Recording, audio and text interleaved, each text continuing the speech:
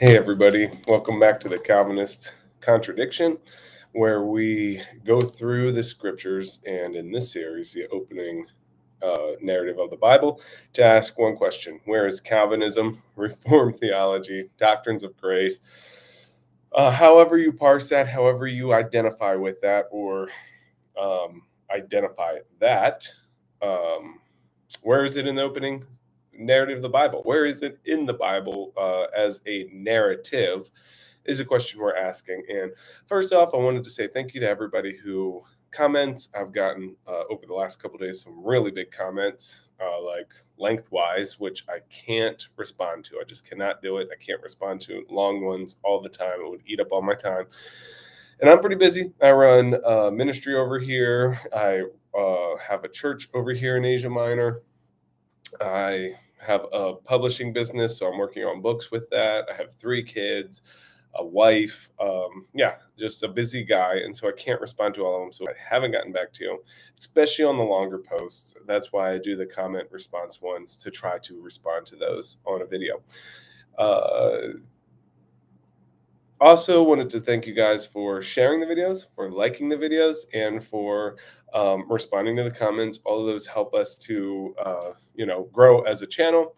And also just wanted to say thank you for that. And please continue to do that. Like if you like, subscribe if you haven't, and pray about supporting our ministry over here in Asia Minor. And so we're a crowd-funded ministry. We are sent by a church back in Georgia, where my wife's from, and we've been with them for 10 years. And so please pray about supporting this channel. It's crowd-funded.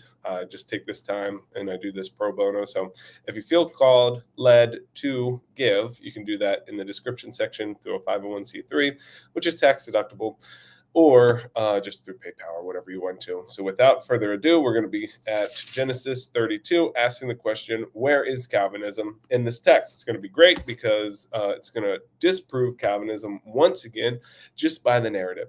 Okay, guys, so this is what we're talking about. We're getting into pretty crazy stuff in the comments. People like to go off on their own rants, and that's fine because I do that myself. But we keep asking these questions to the Calvinists, but they don't respond to the questions. They just bring up the proof text. That should tell us everything we need to know. But we don't want to just disregard them as not worthy of our time, but engage with them still. But it just proves the point that we're going through the biblical narrative. Okay, so we've gone through 30 something chapters here now, asking the question, why isn't Calvinism emphatically, clearly, consistently, coherently seen in the text? And that's what we're going to say again today. And so let's jump into Genesis 32.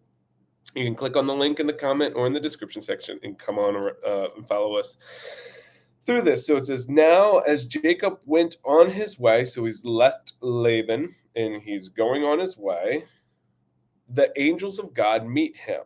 And Jacob said, when he saw them, this is God's camp. So he named that Mahanaim.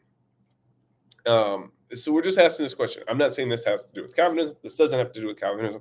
This should be in our mind. What is going on here? So the angel of God, what does this information do for us here? I mean, it's here. It's a part of the scriptures. It's definitely important. But, what is this doing here? Because it's not a lot of information. And so then Jacob sent messengers before him to his brother Esau in the land of Seir, the country of Edom. He also commanded them, saying, thus you shall say to my lord Esau, thus say. Thus says your servant Jacob, I have sojourned with Laban and stayed until now. I have oxen and donkeys and flocks and male and female servants, and I have sent to tell my lord that I might find favor in your sight. Okay, so these angels show up, something happens, and then Jacob sends his. I'm not saying what happened there. I'm not inferring anything. I'm just saying he sees these angels of God show up, and then he sends out his messengers to Esau. So that's the information we have right now. Now, the question I'm asking you, Calvinists, I don't want to hear about your interpretations of Exodus 50. I don't want to hear about Ephesians 1. I don't want to hear about Romans 8 and 9. I don't want to hear about anything that you have to say. Okay? Sorry, I'm being blunt and plain. I want you to answer this question. What is the point of this? Because in your worldview, God's controlling everything, right? And in your worldview, Jacob should be knowing that God controls everything because you're saying you know, and you're saying that the biblical authors knew. And so, are you telling me in time and space in the biblical account that Jacob doesn't understand that God controls everything, even though it's so clear, so plain, so forwardly put forth in the text that Muhammad, that's what one of our friends here on the thing, Muhammad was able to understand it and write the Quran, which is why Calvinism and the Quran are such weird bedmates, uh, and that we haven't seen it without the comments of John Calvin's commentary. That's how plain and clear it is. So it's so plain and clear to Jacob here that he's doing something, Mr. and Mrs. Calvinist. And what is he going to do? And I'm telling you up front, I'll preload it for you. He's trying to persuade his brother not to kill him. Even though in his worldview, in your worldview, in the way that you interpret these texts, he knows that God controls that anyway. So it's just a pantomime here. It's just baloney sausage. It's just reading in the text and finding what you want to. Well, actually, you don't do that because you don't use these texts because it proves you wrong, I would suppose. But I'll digress here. But that's the question that we're asking you, Calvinists, to respond to, not make up your, non sequitur over here to distract from the real question that we're asking you. What is the point of all this? The messengers returned to Jacob, saying, "We came to your brother Esau, and furthermore, he is coming to meet you, and 400 men are with him." Not good news when you're trying to do something, even though you know that God's already in control. And so I guess Jacob's taking this as, oh, God's going to slay me here, as John Calvin, as John Piper, as, John MacArthur, John Shamalama Ding Dong would say to you, my Calvinistic friends. No, he doesn't think that. Why do we know? Because the Bible tells us so. The text tells us so. Then Jacob was greatly afraid. He was distressed, and he divided the people who were with him and the flocks and the herds and the camels into two companies. For he said, before the foundation of the world, God's already chosen to, either slay me here or prosper me here, even though he gave me a promise to prosper me. Now Esau's coming out to slay me. And so what can I do? No, that's not what he has here. That's why it's baloney sausage. Get rid of your theology. Because what does he say here? He says, for he said, if Esau comes to one company and attacks it, then the company which is left will escape. So he's not saying, oh, well, the Lord's, before the foundation of the world, he said that he's going to prosper me. The Lord did say he's going to prosper me. The Lord said, go back to your land. But he's not looking at this Calvinistically, and neither should you, because it's baloney sausage. So what does he do here? So Jacob said, "O God of my father." Here's another question for you guys out there, which I've asked multiple times. You guys dodge it like it's a bullet, I guess. What's the point of prayer? Why do you pray, Mr. and Mrs. Calvinists out there? Who are you, oh man, oh woman, to buck at the decree of God before the foundation of the world? Who are you that you could persuade the mighty and eternal, magnificent Allah? Oh, wait, no, I mean the Calvinist God. Because he's already prescribed everything before the foundation of the world, set it in stone, and your puny little prayers don't do anything. Nothing. So what's the point of it? Because the Bible told you so. So you have to break bad with your theology, which happens a lot. I've been talking with the guys in the comment section. You break bad, which we applaud you for this. You break bad with your systematic and live in contradiction, i.e., you live the Calvinist contradiction lifestyle because you have to align yourself with the Bible, which is everything you need to know about Calvinism right there. But here goes Jacob. He's praying like his prayer actually means something, in that this hasn't been prescribed before the foundation of the world for God's glory. Oh God, of my father Abraham and God of my father Isaac. O Lord, who said to me, return to your country and to your relatives, and I will prosper you. I am unworthy of all your loving kindness and of all the faithfulness in which you have shown to your servant, for with your staff only I crossed the Jordan, and now I have become two companies. Deliver me, I pray. Okay, deliver me, I pray. Right there. If God has, before the foundation of the world, chosen not to deliver him, what in the world could this prayer do? And why would he pray this?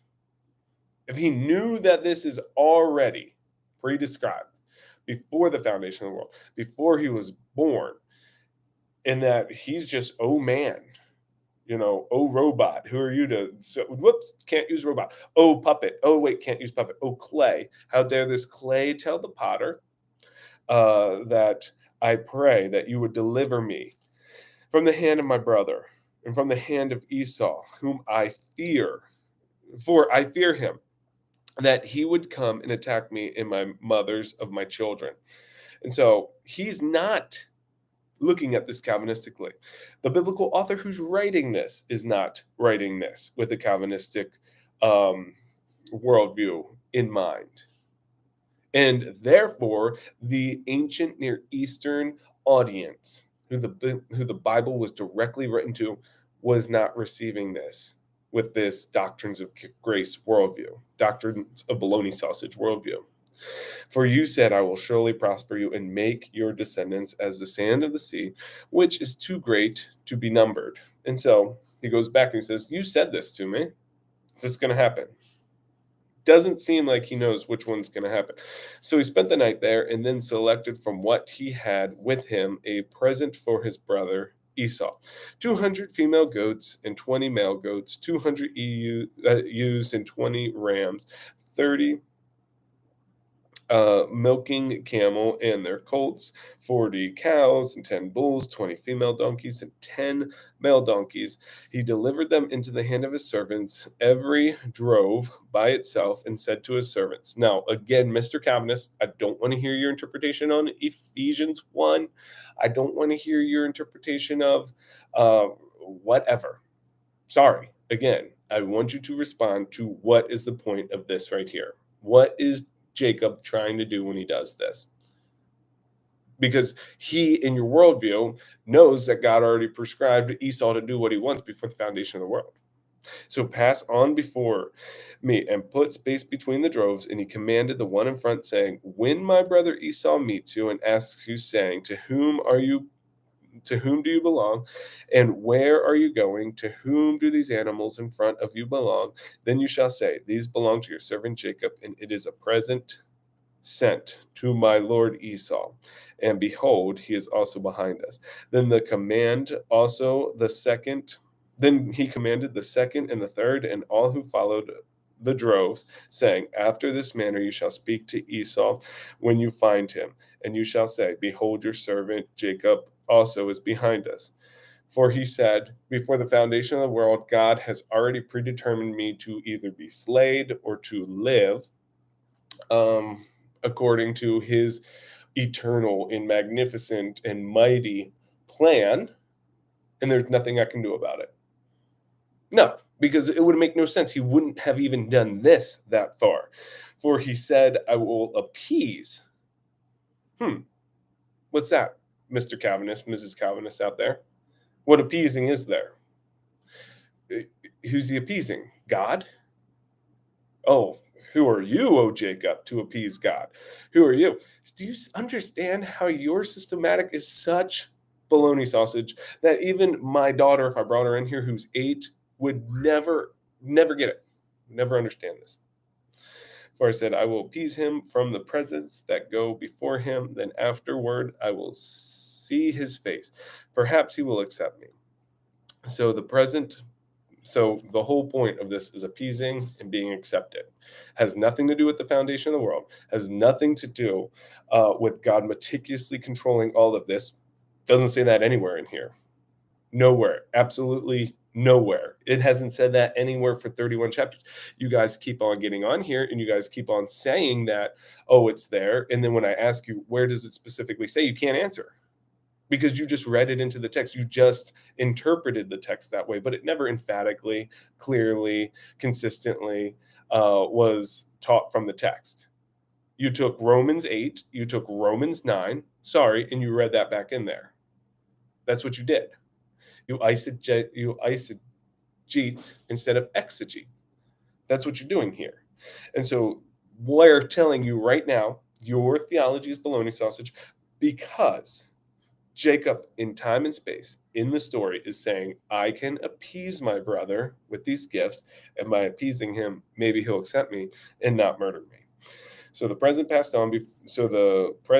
on before him while he himself spent the night in camp. Now he arose that same night and sent them across the stream, and he sent across whatever he had. And so this is his point. He's literally thinking, I can appease my brother. He said he's scared in the narrative. He was distressed. He came up with a plan. How is this in any way meticulously controlled by God before the foundation of the world for his own glory, even though the text never, ever, for 32 chapters now, has stated that clearly? Then Jacob was left alone. This is 24. Then Jacob was left alone, and a man wrestled with him until daybreak. And when he saw that he had not prevailed against him, he touched the socket of his thigh. And so the socket of Jacob's thigh was dislocated while he wrestled with him. And he said, Let me go, for the dawn is breaking. Okay, so I just want to stop here real quick and just say, a man, I'm going to shout out, who is it? It's John somebody out there in the comment section. And he says, every single page, every verse is of Jesus. And so why spend your time talking about Calvinism? Well, because I was foreordained before the foundation of the world in your own worldview. So who are you, oh man, to buck at God's eternally decreed plan, which you obviously don't believe in because you're sitting here spouting off non-Calvinist stuff, trying to get us to trying to persuade us to believe in your systematic, which we think is false. But it's not. Not every page in the Bible is about Jesus. Every page in the Bible is telling a continuous story that leads up to Jesus at the end. But I came back and he said, well, if you don't see Jesus in every page, you have a big problem. I said, no, I don't have a big problem. I would actually say you have a big problem because you're taking what you believe to be true and you're shoving it back in the text, probably in many circumstances, places where it's not supposed to be, i.e. Genesis 1:27, where it says that he made him in their, or God, that he made man in their image. Who's there? Well, he's not talking about Jesus, the incarnate, God who is God, because God doesn't talk to himself. He's not a megalomaniac outside of the Calvinistic worldview. It's his company, his council, who are all spiritual beings, who are all Elohim, and he's talking to them. Let us make him in our image. So in some form or fashion, we are created in the image of God, of course, but then also in spiritual beings. His counsel. This is how this theology works. It's not the second person of the Trinity because the Trinity already knows what the Trinity is going to do. He doesn't need to say that. He's not, Josh is, going to the store now. I don't say that because I know I'm going to the store and that's what I'm going to do. So I don't need to say what I'm going to do. And so where does Jesus show up in the Old Testament is important, and it's right here. A man. The theophany of Yahweh as a man. So anytime you see Yahweh visible, there he is. Anytime you see the man who is Yahweh, like right here, it is Jesus in the Old Testament. Not probably places where you're sticking him in there, like burning the babies to Baal. That's Jesus because he controls that. He meticulously controls that. He does that for his own glory. Just like the killings of Dennis Rader, where he ate people, just like Auschwitz and Birkenau, just like the rape of young children. This is John Piper's website that explains God's meticulous control for his own glory, because he's ultimately just a glory hog. He's not, as 1 Corinthians 13 puts forth, love is selfless. It's actually, love is selfish. For his own glory, he will rape young children. And who are you, O man, to say anything against that? And that's how disgusting Calvinism really gets when you look into it. And so here we go, Yahweh in anthropomorphic form. So this is Jesus in the Old Testament, John out there, which I'm teaching. So I do know what I'm talking about and where he shows up, not where it's eisegeted back into the text. This is really where he is. And so, will you not let me go? I will not let you go until you bless me. So he said to him, what is your name? And he said, Jacob. And he said, your name is no longer Jacob, but Israel, for you have striven with God and with man and have prevailed.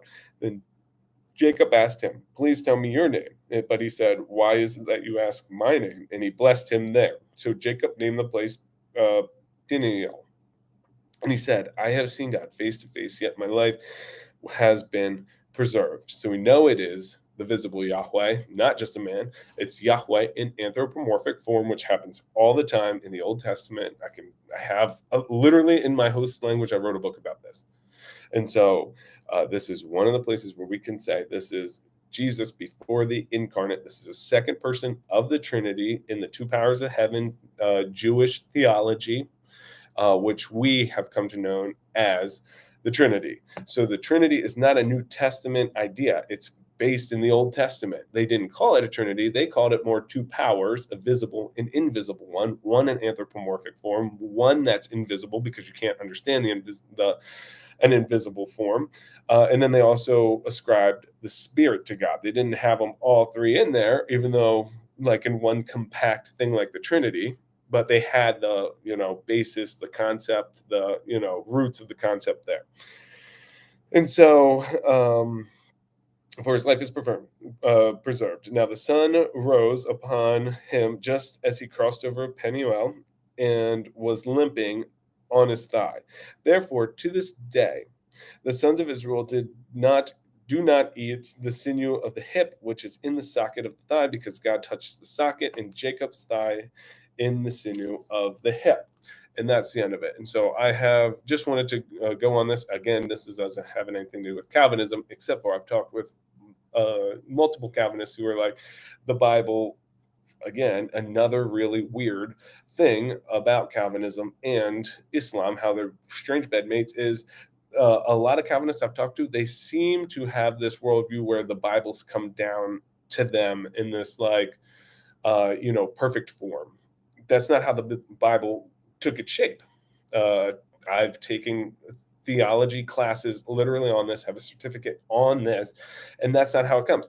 That's how the Book of Mormon is said to have come down. That's how the Quran is said to have been dictated to them. But that's not how the Bible has come to us. The Bible is like any other literary work where it was written, well, first spoken, written down, and then edited multiple times. Edited. Why? To tell a complete and cohesive story that we could understand, because God wants us to understand so that we can know him. All these things are written. This is John 20:31. All these things are written so that you may know so that you may know Jesus is the Messiah, and by believing have eternal life in his name. Right? So these things, what's these things? All of the scriptures are written to tell this cohesive story that we may know who God is, know how he rescued us, and have life in his way. Now, you probably don't like that, Calvinist, because that is the truth. And that means anybody could read this, understand what God is communicating, like any other book. You want to read it and know what the author's communicating to the audience, and then make a decision about what you have learned. Literally, it's not rocket science. It's pretty easy when you think about it. And so here is proof of editing.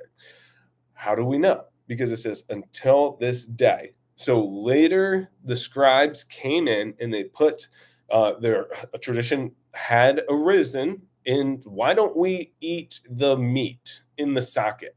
And then at the end of the story, they put this editorial note for us to understand, well, actually for them in the day, for them to understand why do they not eat the ligament in the socket. And it's because of this story.